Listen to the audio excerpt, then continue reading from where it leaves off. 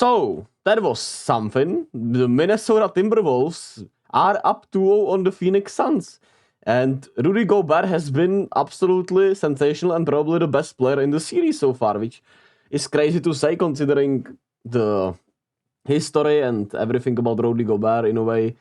And don't get me wrong, I still don't like him as a, but it's not because of his play. let's just put it that way. But he has been the best player in this series so far. The most impactful player in this series. He's been able to switch on KD. He's been able to actually play in a space.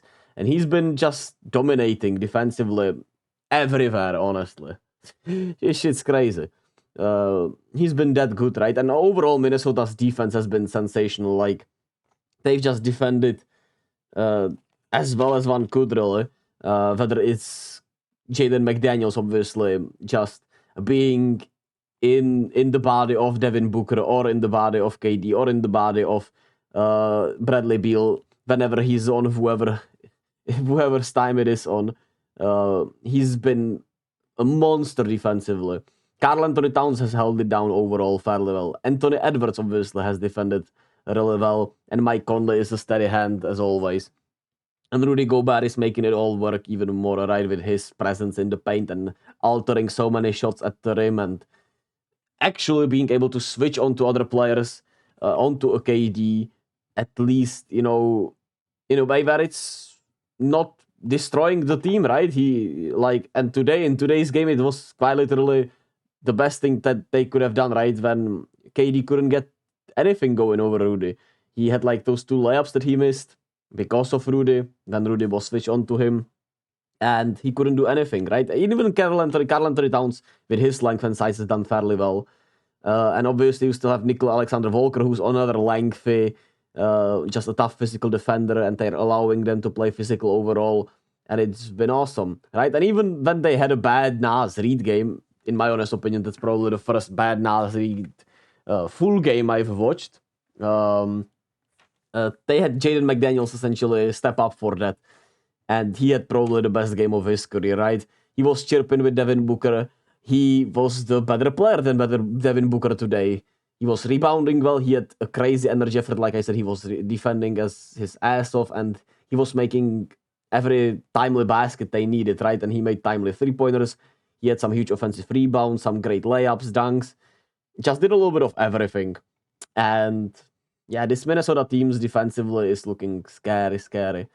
And it's even more scary for Phoenix because that Bradley Beal trade continues to look crazier by the day, right? He's not a natural point guard. He's not a natural fit with these guys. And he's making, what is it, 40 million? I don't know. He's making a lot of millions of dollars. And he certainly isn't worth it as a number 3 option. If he was a 2-way guy that was averaging 15 points a game, maybe.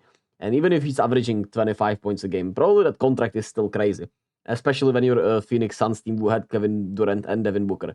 If Bradley Beal was turned into 2 valuable role players, she would have been probably much better, right? But it is what it is. And they also lost Grayson Allen, who tweaked the ankle in the game 1, now tweaked it again in game 2, and yeah, it's looking bad. I don't know. I've not read anything reported on it, but it didn't look good.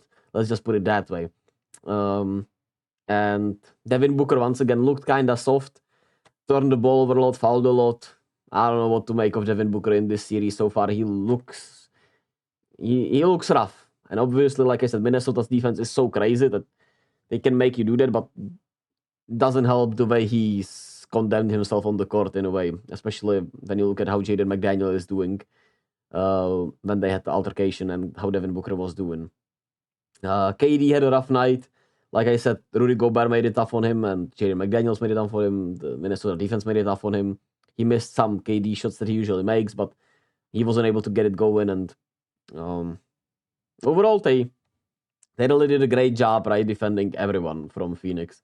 And Phoenix didn't help themselves. 19 turnovers is crazy, right? And it's not just about the turnovers, it's about the live turnovers. They're getting scored on pretty much every turnover they had. What else did I say? I said the Suns are looking soft and without a leader, which probably is true. We know about KD and his leadership. Um, Beal, like I said, for a third option is crazy. But the Suns did make an effort, right? In the first quarter, I thought Minnesota kinda overplayed their hands, and it looked like they were going for the kill shot early. And Phoenix withstood that aggression and had a really good second quarter where it felt like they might be finally able to get going. And they were able to run at Minnesota a little more, were able to not have Minnesota have a set defense. And Minnesota was kind of sped up in that first half, in my opinion. But once they cooled it down at halftime, it was pretty much more of game one. And yeah, the Suns, it's kind of funny. It's pattern within most of these older teams or teams with legendary players, if you want to put it that way. They just have weird vibes, right? Whether it's Phoenix, whether it's LA, whether it was Golden State when when they were still in the tournament. You could argue who else is there? Am I forgetting someone? Yeah, the Clippers have a kind of a weird vibe because of Kawhi's absentees and the weird injuries, and overall Paul George talking about it also. So when you look at the older teams, they have bad vibes or weird vibes, or Milwaukee, right? Dame not being able to fit in with Giannis, and their games just not working together as we all thought they would. It's kind of crazy. Anyway, those were my thoughts on Game 2 between Minnesota and Phoenix. Excited to see how Phoenix looks at home, because I think they for sure should look better offensively. But at the same time, the Wolves have a really good formula defensively against them. And unless the stars get hot, it's going to still be really tough to beat them, because even Anthony Edwards struggled pretty much a lot from the field. But it was Mike Conley who picked them up in the first half. Yeah, shout out Mike Conley. He was probably the biggest reason the Timberwolves were in this game after the first half. So shout out Mike Conley. Forgot about that part. And that pick and roll with Gobert was working like crazy between those two. And yeah, we'll see what happens in Phoenix, man. We'll see.